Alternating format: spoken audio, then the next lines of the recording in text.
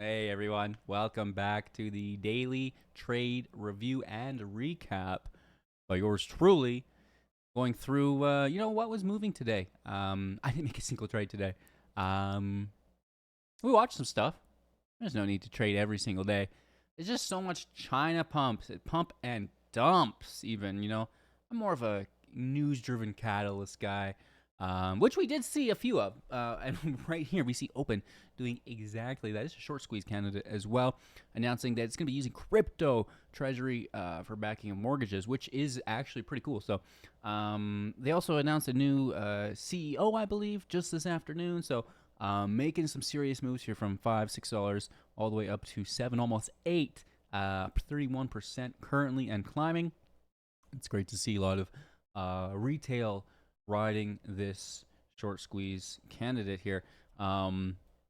Aside from that, SPY is hitting all-time highs today, doing its thing. Will it ever stop?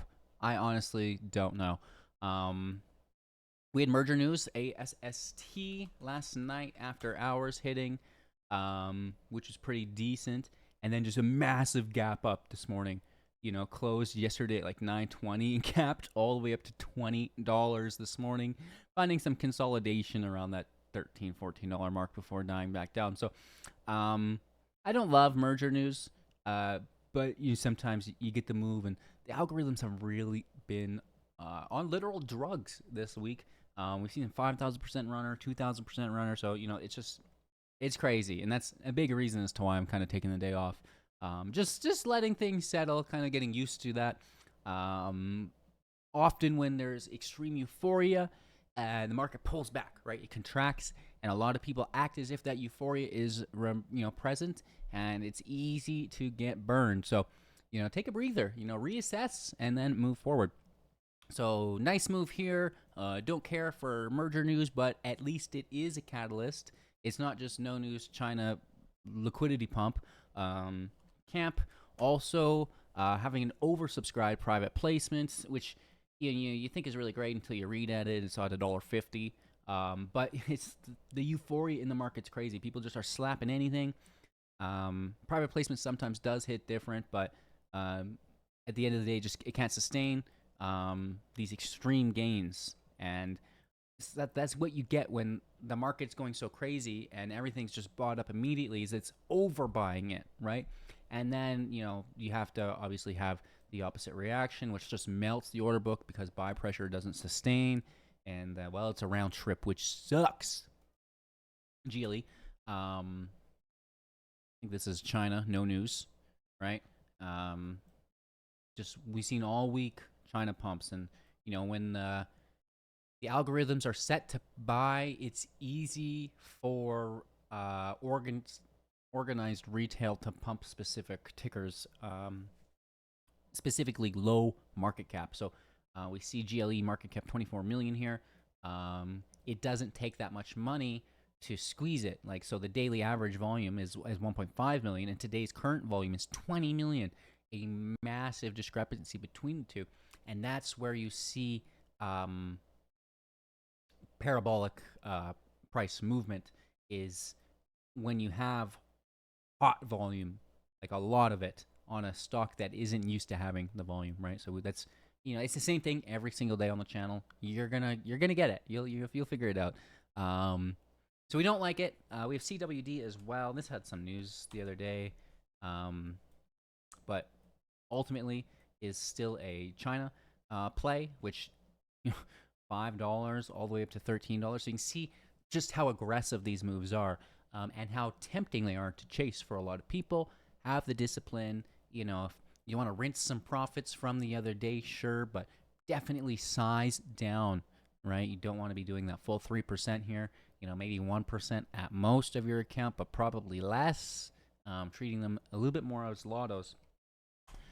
WLDS, Wearable Devices, a company that I hate, had some news, and it's just such a slow day in the market that this was the tangible news, which is brutal. So, patent for breakthrough voice gesture control technology, enhancing leadership in AI wearable market. I don't care. That's such fluff.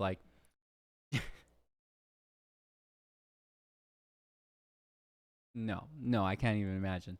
Anyways, the market is hot and it buys it up from $2 to $10. It's just insane, right? Like, and this had action last night too, which is the red flag, right? So we see uh, post hours action, right? And then a reversal in the morning with a key level reclaim. The rest is history, right? Oh my god. So that's really aggressive on wearables. So I don't care for the company, don't care for the news. I do care for the price action. That's pretty aggressive, but I just wanted to take it easy today. And then finally, open, right? We're talking about that. Go Fed Watch for our interest rate, and that's in 6 days, 19 hours. That's coming up right around the corner next week, and there is a 92% chance here that we see 400 425, which is an ease, I believe, 100% chance of an ease, and it's just going to be where we land up, whether we go down to 375 or 400. So we'll see. I doubt they cut it that much. We probably just get a small cut, right? We're currently at 450, 425, 450. Just knock it down, 25. So that's, that. We can look forward to this next week. Is this finally what causes SPY to top out?